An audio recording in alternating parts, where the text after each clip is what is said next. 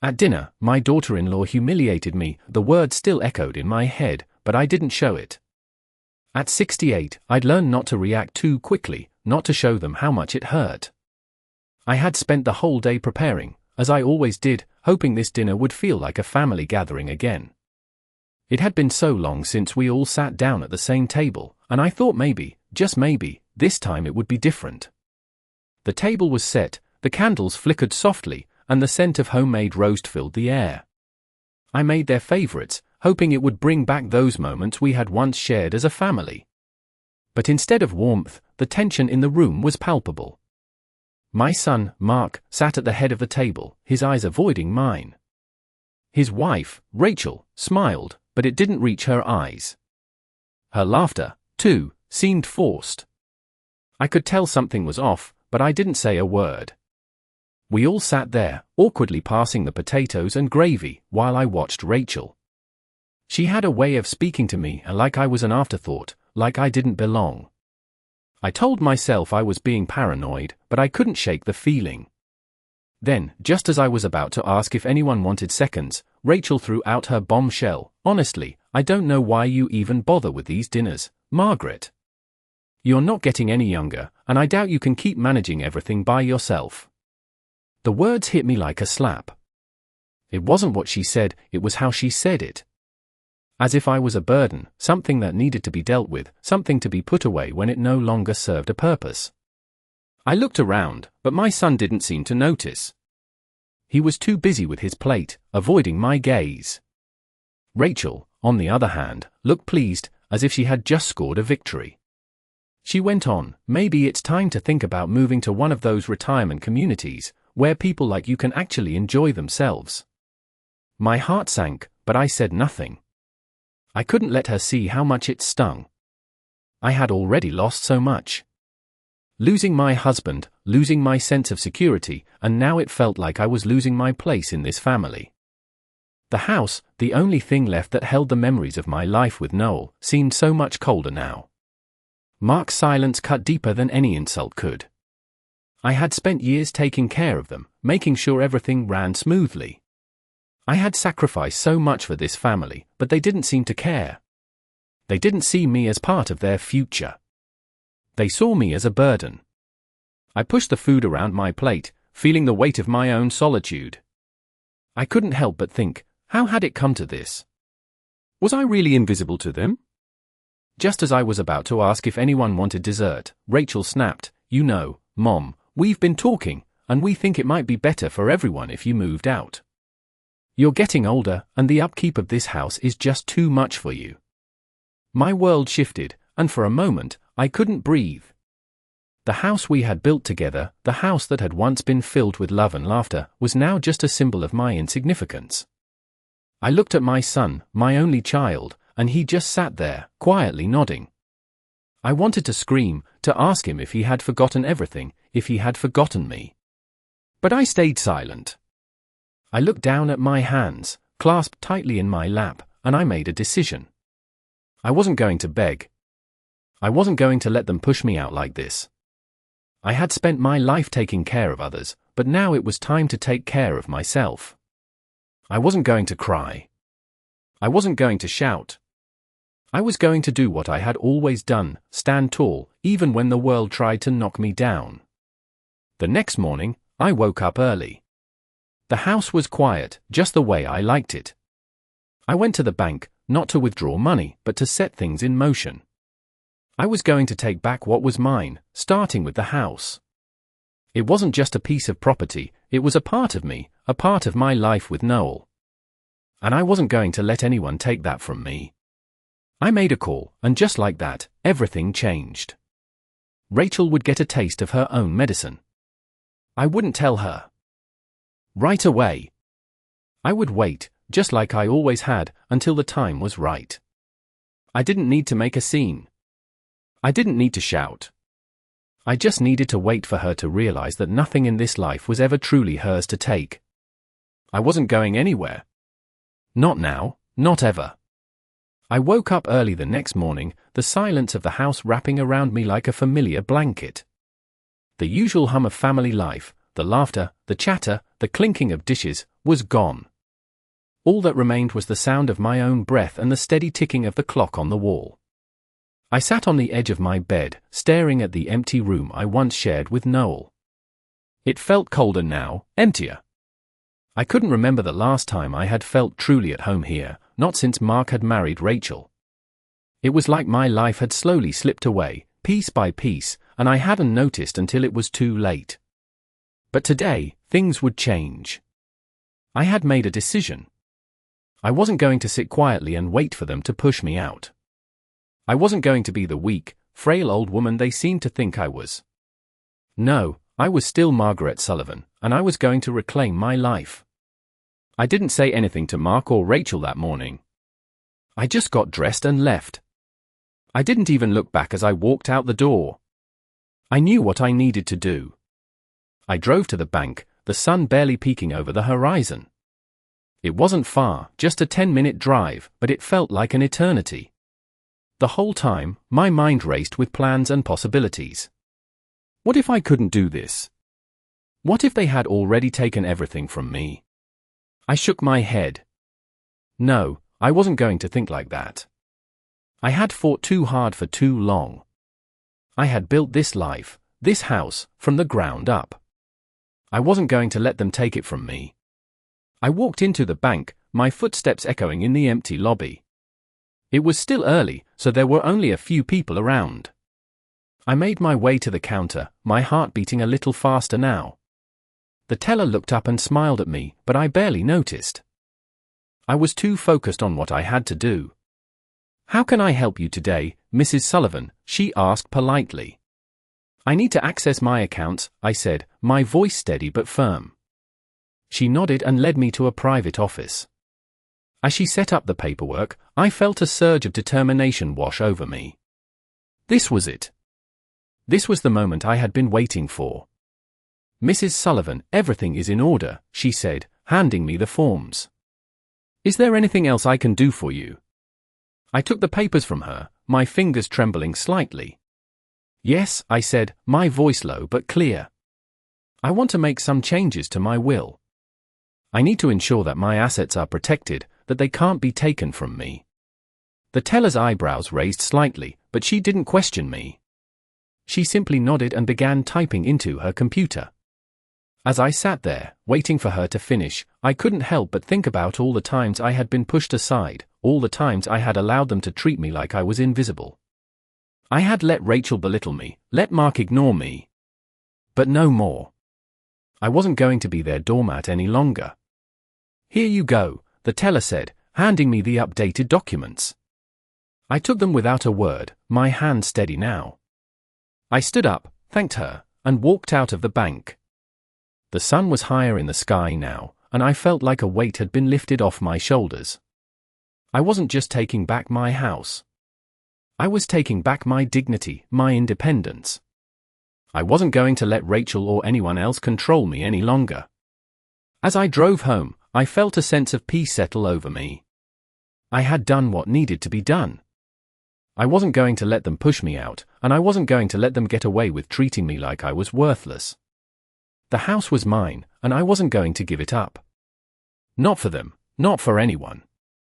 When I walked back into the house, everything felt different. It wasn't just the smell of roast that lingered in the air or the way the sunlight filtered through the windows. It was me. I was different. I had taken control of my life. And nothing was going to change that. I went about my day, quietly, methodically. I didn't confront anyone. I didn't need to. I had already won. The next evening, when Mark and Rachel came over, I said nothing. I just handed them the envelope. It wasn't necessary to explain. Rachel's face said it all when she saw what was inside. She knew immediately that she had lost. And as for Mark, well, he didn't say a word. He just stared at me, his eyes wide with surprise, maybe even regret. But it was too late for apologies. I had already made my peace. I didn't need to say anything else. I had taken back everything she had tried to take from me, and I had done it without a single word of anger, without a single tear. It felt good. It felt right. And in that moment, I knew I had finally reclaimed my place in this world. I spent the next few days in a strange kind of calm. I didn't feel the need to explain myself, didn't feel the urgency to confront Mark or Rachel. I had already done what I needed to do. The house felt different now, almost as if it had shifted along with my own sense of purpose. It wasn't just the walls or the furniture, it was me. I was no longer the woman who had to endure their careless words, the one who always put her family first, even when they treated her like an afterthought. I had finally realized that I didn't need to prove myself to them. What I had done was for me, not for them. When Mark and Rachel finally showed up on the third day after my visit to the bank, I was ready. They didn't know what was coming, and honestly, I was glad for that. I had already seen the way Rachel looked at me, the way she pretended to be sweet but always carried an edge. Her smile now seemed even more forced, like she was trying to pretend everything was normal. Mark, on the other hand, looked tired. It wasn't the kind of tired that comes from a long day's work. It was the kind of tired that comes from guilt. He didn't say much as he walked into the house. He gave me a quick nod, but his eyes didn't meet mine. That was the moment I knew he wasn't the man I had raised anymore. He had let himself be manipulated, had let Rachel twist him into someone he wasn't. I had always known that Mark wasn't the type to make waves, but I had hoped he would stand by me, especially after Noel's death. But no, he had chosen Rachel over his own mother, and I had to accept that. As they sat down at the dining table, I could feel the tension in the air. They were waiting for me to say something, to make some kind of accusation or demand an explanation. But I wasn't going to give them the satisfaction. Instead, I simply handed them the envelope. Rachel's eyes flickered to it, and I could see the moment she recognized what it was. Her face paled, and for a brief second, I saw a crack in her carefully crafted facade. Mark, too, looked at the envelope, his eyes narrowing in confusion. "What's this?" Rachel asked, her voice too sweet, too controlled. "It's a copy of the updated will," I said calmly. "And I wanted to make sure you both knew that the house, the property, and everything else, it's all mine. I'm not giving it up." I watched as the color drained from Rachel's face. She opened the envelope, pulling out the papers inside, and as she read, her hand shook slightly. I didn't need to say anything else. The truth was right there, staring her in the face. Mark didn't say anything either, but I could see the conflict in his eyes. For a moment, I wondered if he was going to say something, apologize, but then he just looked away. He didn't want to confront what he had been part of, didn't want to face the fact that his wife had manipulated him into turning his back on me. I didn't blame him. He was weak, but I had already known that. The truth was, I was no longer angry. Not really. I had come to terms with the fact that they had betrayed me. But I had also realized something more important. I didn't need their approval, their love, or their acceptance. I had my own life, my own strength. I was capable of taking care of myself, and I always had been. "I don't need to explain myself to either of you," I continued. My voice steady. "I've built this life, and I'm not going to let anyone take it from me. You've made your choices, and I've made mine." There was a long silence after that, and for a brief moment, I thought maybe they would try to argue, try to change my mind. But they didn't. Rachel just looked down at the papers, and Mark stared at the floor. They knew, deep down, that they had lost. I wasn't going anywhere. They could try to tear me down, but I had already built myself back up. I didn't need them. I didn't need anyone. I had everything I needed. As they left, Rachel didn't say goodbye. Neither did Mark. It didn't matter. I had already taken back what was mine, and I didn't need anything else from them. I sat down at the table, the same table where I had spent so many years feeding them, caring for them. Now, it was just me. And that was enough. I didn't need their approval.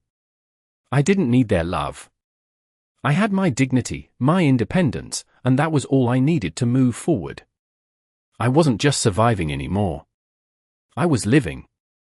And for the first time in a long while, I felt free. I spent the following days in a strange peace, my mind surprisingly clear. The silence of the house felt different now, not oppressive, but oddly comforting. The tension from that dinner had lifted, and I no longer felt the need to explain myself or justify my actions. I had done what I needed to do, and the world, as far as I was concerned, had shifted back into balance. It wasn't that I felt victorious, no, it was something deeper, something more lasting. It was a quiet strength, the kind that comes from knowing you've taken control of your own life, despite the chaos around you.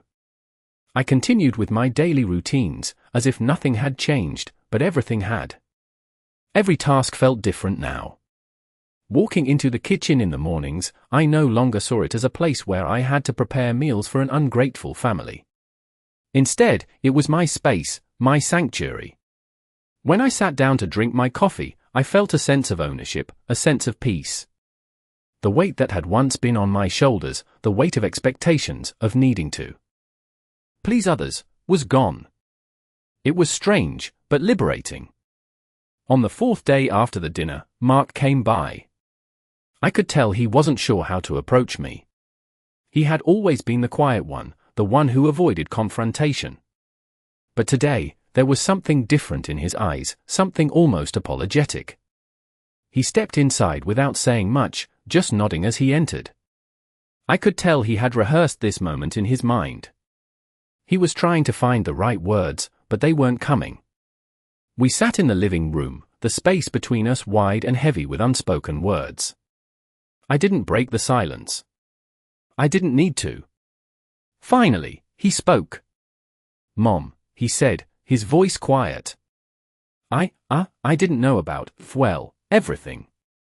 Rachel, I didn't know she was doing all of that. I'm sorry." His words hung in the air, and for a moment, I was taken aback. Mark had always been the one to avoid conflict, to play it safe. He was the kind of man who would smile and nod when things got difficult, hoping they would just go away. But this was different. It wasn't enough, though. I had spent years wondering if he would stand by me, if he would ever see what was happening, and now, after all this time, his apology felt hollow. It wasn't enough to fix the years of neglect, the years of silence. "Mark," I said softly, my voice steady, "it's not just about what happened with Rachel. It's about everything. About how you've chosen to ignore the things that matter. You've allowed her to manipulate you, to push me aside." He didn't argue. He didn't try to justify it. He just looked down, his face a mask of guilt. I could see the conflict in his eyes, but I didn't care anymore. The truth was, I wasn't angry with him. I had been angry for so long, but now, I was just tired. Tired of pretending everything was fine, tired of being the one who kept it all together. It wasn't my job to keep everything from falling apart. That was something I had learned the hard way. I wasn't his mother anymore. I wasn't the person he turned to when things went wrong. I had my own life now, my own strength. "I don't need your apology, Mark," I said, my voice calm. "I don't need your approval either. I'm fine on my own." The words felt freeing. I wasn't holding on to the past anymore. I wasn't waiting for him to see me, to appreciate me. I had already moved on, and it was time he did the same. He sat there for a moment longer, as if trying to process what I had said. But I wasn't waiting for him to understand. It didn't matter. I had already moved on. I had already found my peace. "I'm going to be fine, Mark," I said again, standing up. "I don't need to explain myself to anyone." I walked out of the room without looking back. I didn't need to. I had already won. The next day, Rachel called. I could hear the forced cheerfulness in her voice as she asked if we could talk. I didn't feel like talking. I had said everything I needed to say to her, to both of them. But I agreed to meet her anyway, mostly out of curiosity. When I saw her, she looked the same, polished, perfect, like she always did. But I saw the uncertainty in her eyes. She knew something had changed. She knew I wasn't the same woman she could push around anymore. We sat in silence for a moment, both of us waiting for the other to speak. Finally, she broke the silence. "Margaret, I just wanted to say that I didn't mean to hurt you," she said, her voice dripping with insincerity. "It's just that, well, things have been difficult for all of us, and I've been under a lot of stress. I didn't mean for it to go so far. I didn't answer right away. I didn't need to." I just looked at her, waiting for her to finish her speech. She shifted uncomfortably under my gaze. "I didn't want to take everything from you," she continued, but I could hear the lie in her words. "I didn't need to hear more." "Rachel," I said, my voice low and calm. "It's too late for apologies. What's done is done. I'm not here to fight with you. I'm not here to make you feel guilty. I'm here because I want you to understand one thing: I don't need you. And I don't need Mark. I don't need anyone to tell me who I am or what I'm worth." The words were simple, but they carried a weight that I felt in every bone of my body. I wasn't angry anymore. I was free. Free from the chains I had wrapped around myself for years, thinking that I had to please them, thinking I had to keep pretending everything was okay. I wasn't pretending anymore. And I wasn't going anywhere. The days after my conversation with Rachel felt different, quieter. It was as if the air in the house had shifted, settled into a peaceful stillness that had been absent for years. I didn't feel angry anymore, not like I used to. The anger that once fueled my every thought had been replaced with something deeper, something stronger. I had accepted the truth: they had done what they did, and now it was time for me to move on, to let go. But that didn't mean I was going to just forget about everything that had happened. No, I had learned too much in these past few weeks to let it slip away. I wasn't going to let the way they treated me be in vain. I wasn't going to let their betrayal define me any longer. I had made up my mind to take control, to not just survive but to live. I spent the next few days doing what I had always done, taking care of the house, tending to the garden, preparing meals. But this time, it felt different. I didn't do it for them. I didn't do it to keep up appearances. I did it because I wanted to. I had always loved this house, the way the sun poured through the windows in the mornings, the way the trees in the yard swayed in the breeze. I had poured my heart and soul into making this place a home, and now I was reclaiming it. It wasn't just the house. It was everything: the life I had built, the love I had given, the sacrifices I had made. I wasn't going to let anyone take that from me. Mark called me a few days later. I knew what he wanted to say before he even spoke. He wanted to apologize, to try to fix things, but I wasn't sure it would make a difference. He wasn't the man I had raised anymore. He had changed, and I had to accept that. He was no longer the son I had known, and maybe, just maybe, I wasn't the mother he remembered. "Mom, I've been thinking about everything," he said, his voice filled with hesitation. "I know I didn't handle things well. I'm sorry. I should have stood up for you. I shouldn't have let Rachel get in the way. I listened, but I didn't feel the need to answer right away." It wasn't that I didn't appreciate his apology, but it was too little, too late. The damage had already been done. He had allowed himself to be manipulated, allowed Rachel to control the narrative, and now, after everything, he was finally seeing the truth. But I wasn't the same person I had been before. I didn't need him to validate my worth. I had already validated myself. "It's okay, Mark," I said quietly. "It's not about the apology anymore. It's about what happens next." There was a long silence on the other end of the line. I could hear him breathing, could hear the weight of his realization settling in.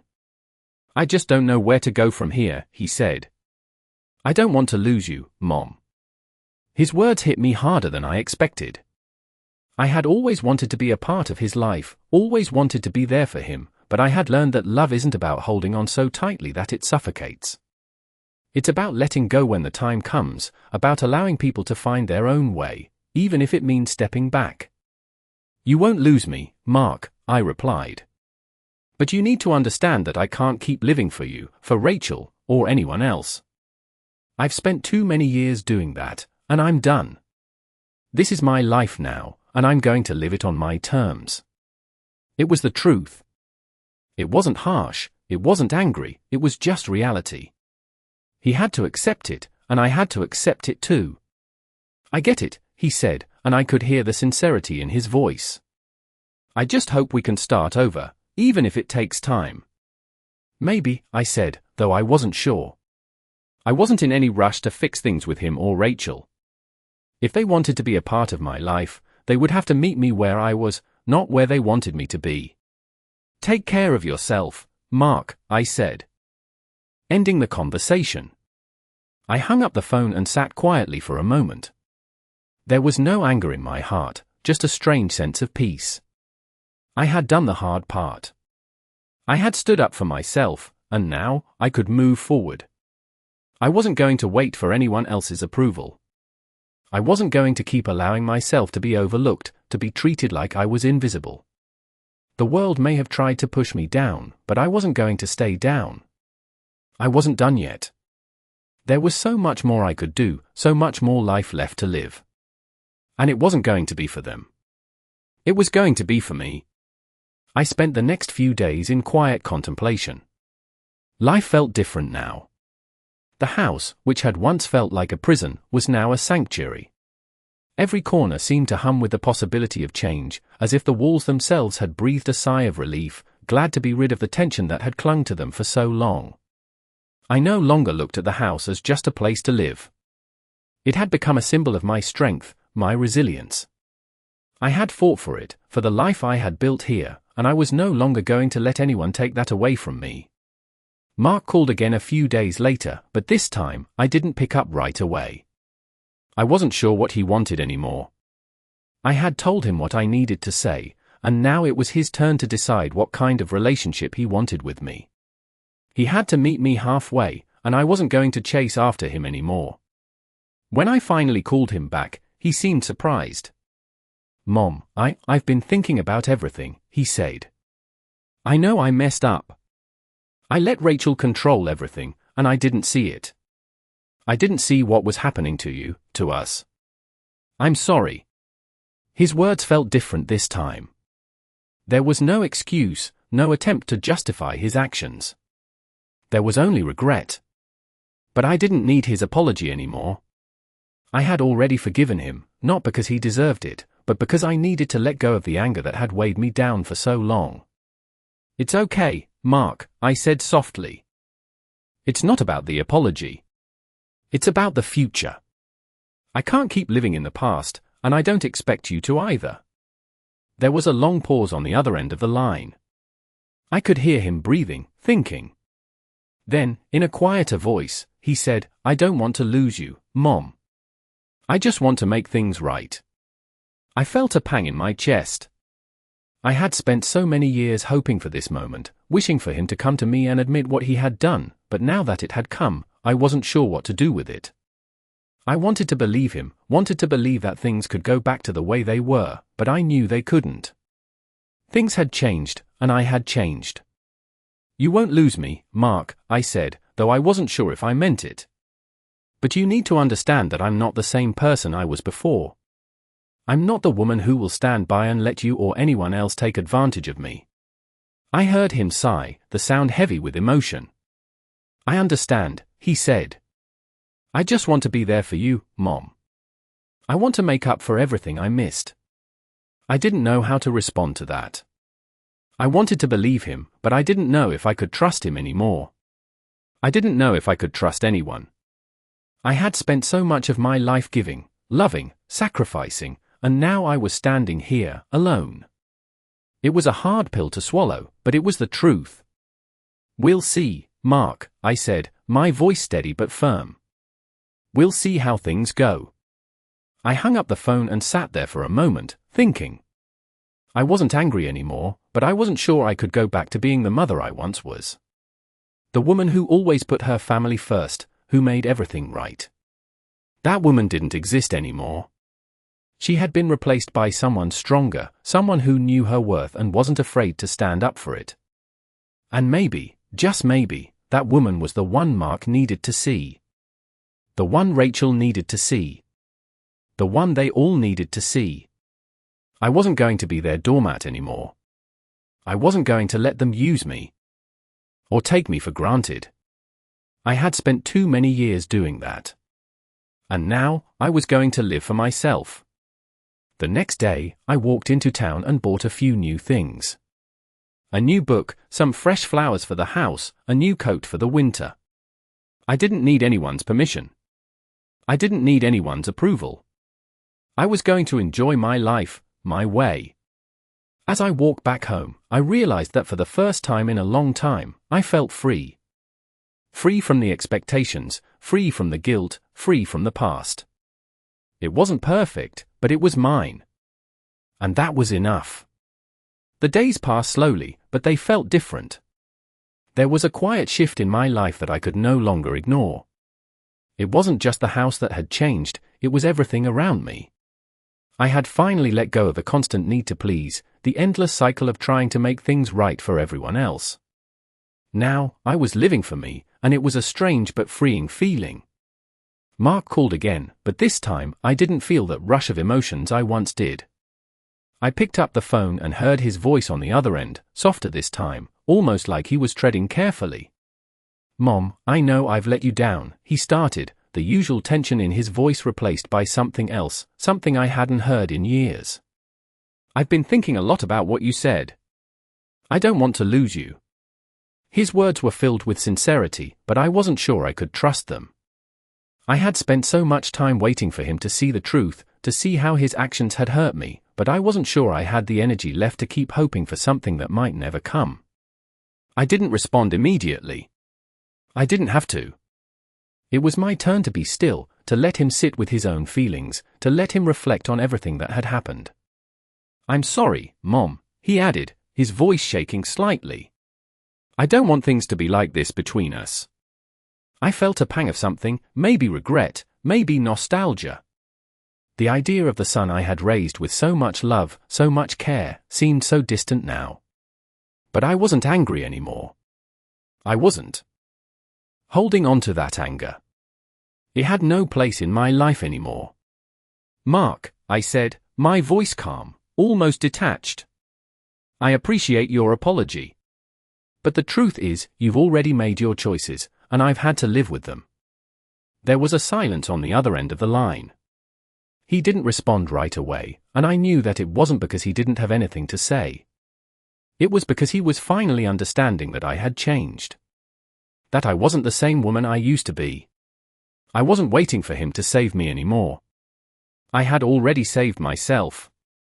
I've spent too many years waiting for things to change, hoping things would get better, I continued, my words steady, unwavering. But I can't keep living in that hope. I've had to learn to live for myself, not for anyone else. And that's not something you can fix. There was a long pause. I knew he was processing everything I had just said, maybe even feeling a bit lost. But I wasn't going to take it back. I wasn't going to apologize for finding my peace. "I understand," he said softly. "I just wanted you to know that I'm here. I'm not going anywhere, and I hope we can find a way back to each other someday." His words weren't enough. They weren't going to fix everything. But they were a start, and I couldn't ask for more than that. "We'll see, Mark," I replied. "We'll see how things go." The conversation ended there, but it wasn't the end of everything. It was just the beginning of something new. Something I couldn't quite name yet, but something that felt more like a promise to myself than anything else. As the days turned into weeks, I kept living my life the way I wanted to. I spent my mornings in the garden, planting flowers, tending to the herbs that had once been Noel's pride and joy. I spent my afternoons reading, letting my mind wander through pages of stories and memories. And at night, I would sit by the fire, quietly reflecting on everything that had happened, everything I had learned. The loneliness that once seemed suffocating didn't feel so heavy anymore. It wasn't gone, but it wasn't all-consuming. I had learned to live with it, to accept it as a part of my life. It didn't define me. And for the first time in years, I felt like I was finally starting to define myself again. I wasn't just the woman who had given everything to her family, who had sacrificed her own happiness for the sake of others. I was Margaret Sullivan, a woman who had survived the hardest moments of her life and had come out stronger on the other side. The realization was powerful, and it filled me with a quiet strength I hadn't known I had. One evening, as I sat in my favorite chair by the window, I heard a knock on the door. It was Mark again. This time, he didn't come in with the same uncertainty that had been in his voice before. There was something different about him now, something more sure, more aware of the distance between us. But there was still something in his eyes, something that told me he wasn't quite ready to let go. "Mom," he said, his voice steady. "I've been thinking about what you said, and I get it now. I want you to know I'm proud of you. I never realized how strong you are. And I'm sorry for not seeing it before." It wasn't the apology I had been waiting for, and maybe it never would be. But it was enough. I nodded slowly, feeling the weight of those words sink in.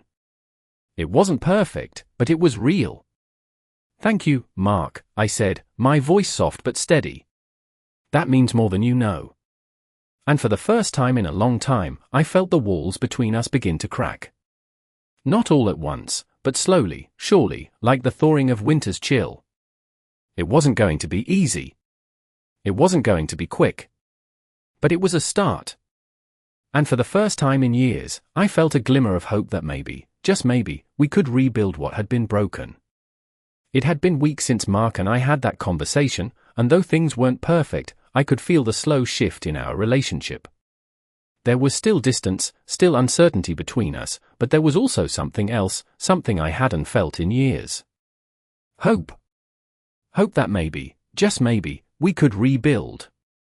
I wasn't naive enough to think it would be easy.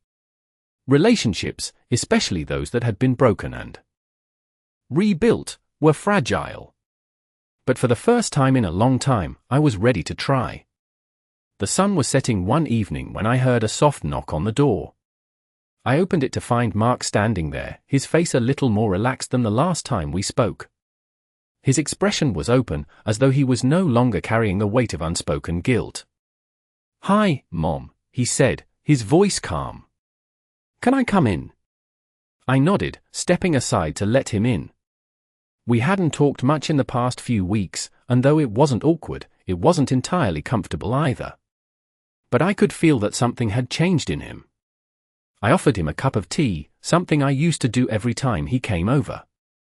He accepted, sitting down across from me at the kitchen table.